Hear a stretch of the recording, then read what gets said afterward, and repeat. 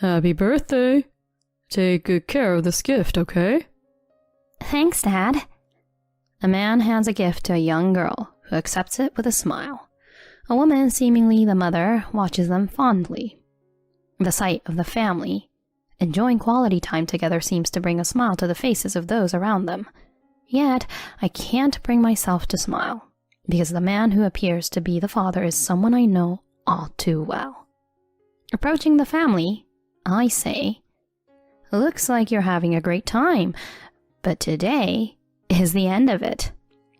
The man turns around and freezes upon seeing my face.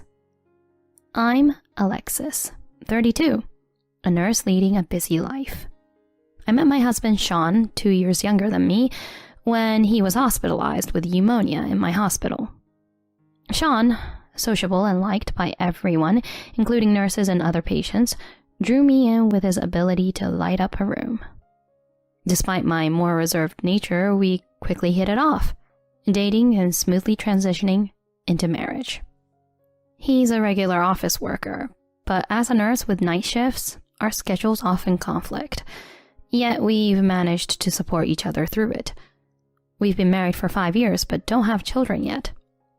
We do want them eventually, but he always says, "Let's wait patiently, as children are a blessing."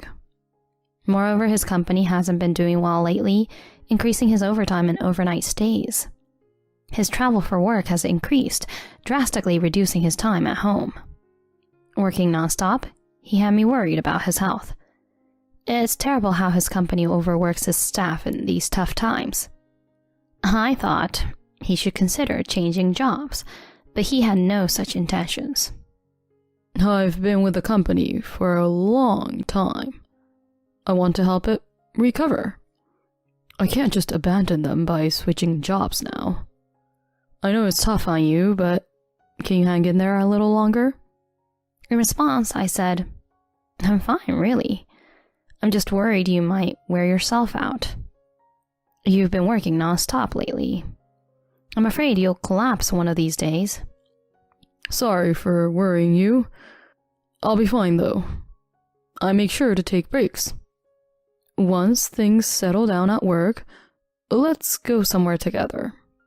He seemed committed to his company, so I decided not to push the job change. Little did I know that it was all a lie. He seemed to find fulfillment in his work, and I too took pride in being a nurse. It's fulfilling to see patients I've cared for leave the hospital in better health. Some patients, overwhelmed by illness and stress, become frail. While severe cases are handled by counselors, we nurses often offer advice and a listening ear to those with smaller concerns. For example, an elderly woman worried about not hearing from her son, or a man anxious about his unmarried daughter. And there are even cases like, "I got married but then quickly divorced. What should I do?" While I can't always offer advice, just listening seems to help their healing. It's true what they say about health being influenced by one's state of mind. Sometimes just talking about your problems helps. And that's why I wish Sean would share his troubles and complaints with me. It might not solve everything, but it could at least provide some relief. While I was preoccupied with worries about him, trouble came my way. One day, Sean returned from work and announced he was going on a sudden business trip. That's so sudden, especially on our anniversary. We won't be able to celebrate. "It's unfortunate, but I can't help it with work being so busy. I'll be gone for about 3 days, so please get my clothes ready." I was annoyed about his indifferent attitude. It wasn't his fault that work fell on our anniversary, but his lack of apology or remorse bothered me. I had planned a special dinner and wine for us since I was off work. Disappointed, but not wanting to complain, I asked him, "Where is this business trip to?" "California. There's a meeting with a client there." "Be careful. Could you let me know where you'll be staying? Just in case I need to reach you." With that, he started acting nervously. a sure sign he was lying. Unaware that I knew his tell after 5 years of marriage, he continued. I might stay with a friend in California. Hotels are expensive. Oh yeah? Then give me your friend's contact info.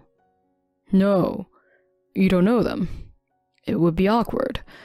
Just call or text me if you need me. True to his excuses, Sean didn't give me any contact details, deepening my suspicions. The next day, after he left for work, I couldn't shake my irritation. Feeling gloomy, I called a friend in the next town to vent. While chatting, I felt the urge to meet up. Since we're both off, want to hang out? I suggested.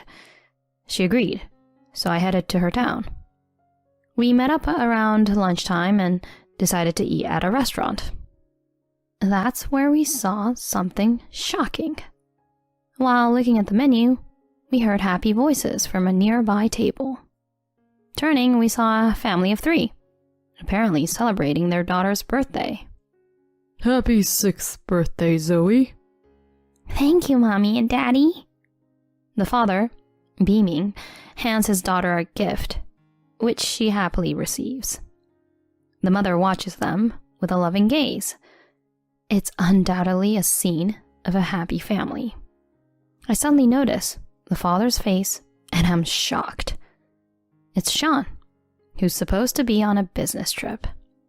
Why is he here instead of California? The resemblance is too striking to be a mere look-alike. He's even wearing the clothes I prepared for his trip. It's definitely Sean. Deciding to test the waters, I call his cell phone. The man steps outside to take the call, and sure enough, it's Sean who answers. Hey, what's up? I'm at work right now. Don't call me suddenly like this. It's indeed my husband. That jerk. I had so much to say, but I held back. Sorry, just checking if everything's okay over there in California. How is it? Yeah. It's warm here. Sean lying so easily. He said he was busy with work and quickly hung up, returning to his table. I was at my breaking point. Unforgivable. I approached the family's table and said, "Looks like you're having a good time. But today is the end of it." Sean turns pale as he sees me. Meanwhile, the girl's mother looks at me, puzzled. Who are you? What do you mean by the end? It seemed like the woman, his apparent affair partner, knew nothing about me. The girl looked equally puzzled. Sean said nothing, just hung his head in shame. I wanted to confront him right there. But considering the other customers and not wanting to spoil the innocent girl's birthday, I decided to let it go for now. Oh, sorry, my mistake. You have a lovely family. Happy birthday, young lady. I left the restaurant with my friend, who also knew Sean, and glared at him. We pretended to leave, but waited outside for them. After about 30 minutes, they came out, the woman and girl, happily talking about the present. Sean forced a smile, but seemed strained. My friend and I discreetly followed them. They eventually entered a large, fancy house with a big yard. It appeared they lived there. What was his relationship with them, and how had they met? I wanted to confront him immediately, but restrained myself for the sake of the girl. We have other things to prepare, so we decided to head back. My friend was even angrier than me about the situation. I'm in shock by his betrayal, but hearing my friend call Sean the lowest of the low lifted my spirits a bit. She offered to be there for me when we have our talk. I was grateful for her offer, but didn't want to get her involved any further, so I declined. Even so, she said, I'm here to listen if you ever need to talk, and squeezed my hand tightly. It seems I was unlucky with my husband, but lucky with my friend. I tried calling Sean and sending him messages several times, but he ignored them all. Ignoring me won't change the fact that I saw him. He might try to claim that it was a case of mistaken identity, but I won't let him get away with that. The next day, I staked out Sean's mansion again. After confirming that the girl had left for kindergarten, I knew it was the right time. I rang the mansion's doorbell, and the woman from the restaurant appeared. She recognized me and asked in surprise, "Are you the lady from yesterday?" I didn't waste any time and said, "I apologize for bothering you yesterday. Actually, I recognized the man you were with and had to speak to him. Could you call him out for me?" The woman looked troubled, but eventually she called Sean. When he came out, he turned pale upon seeing me. His eyes darted around, showing his nervousness. Without hesitation, I confronted him directly. "Sean, what the hell is going on? Explain yourself." Then, unbelievably, he pretended not to know me. I'm sorry, but who are you? Don't call me by my name so casually. What? What nonsense are you spouting? Cut the crap. Excuse me? I don't know any woman like you. If you keep this up, I'll call the police. Please, leave now. He continued to feign ignorance, an unsightly act. I was boiling with anger. Just then, someone shouted from behind me. You shameless, foolish son. What are you doing? That's right. How could you, with Alexis here? Sean's face stiffened as he saw who was speaking. Mom? Dad? Why are you here? Indeed, it was Sean's parents who were berating him.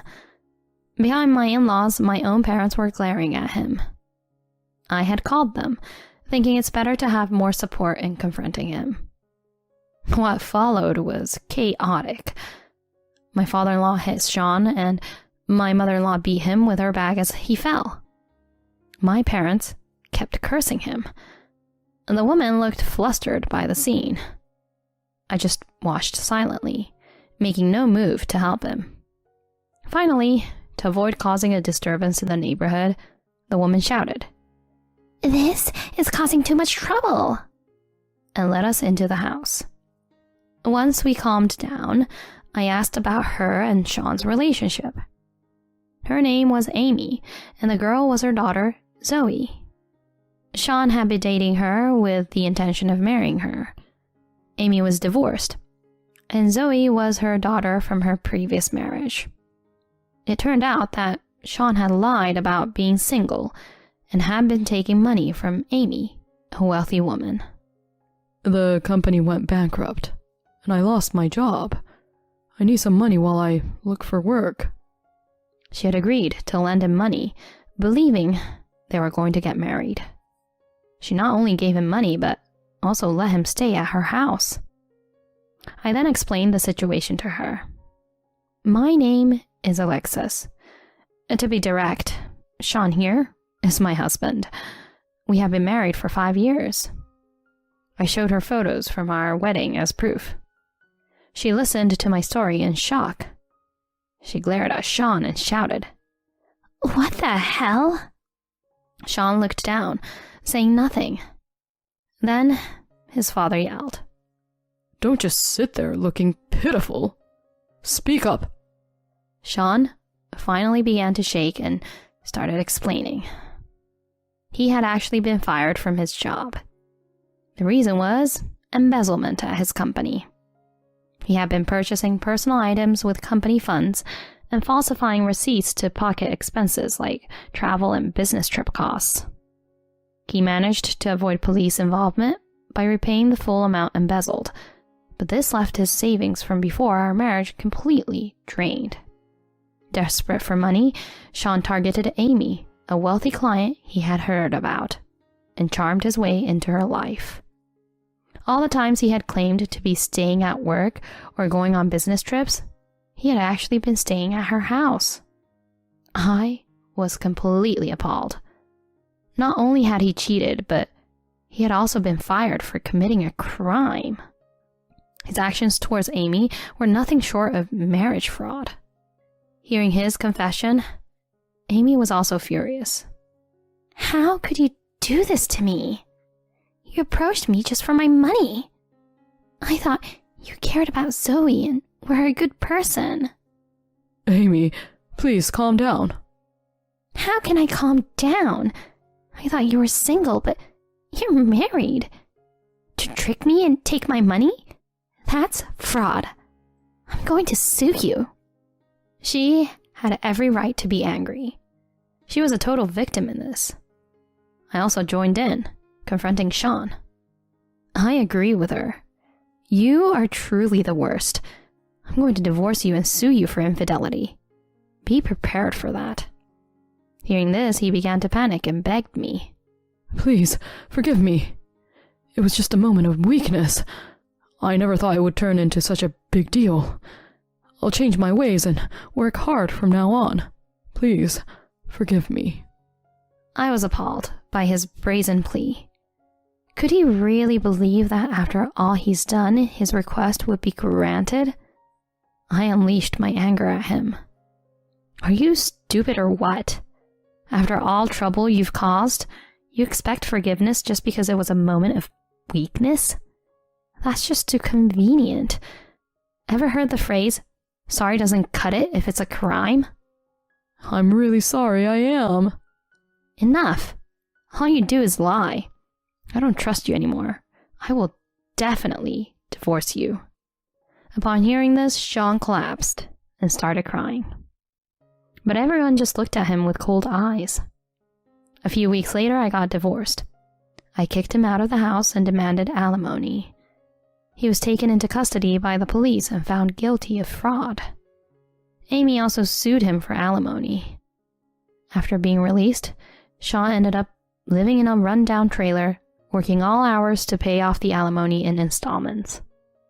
Disowned by his parents, he had nowhere to return to. I hope he truly reflects on his wrongdoings. As for me, I returned to my carefree single life.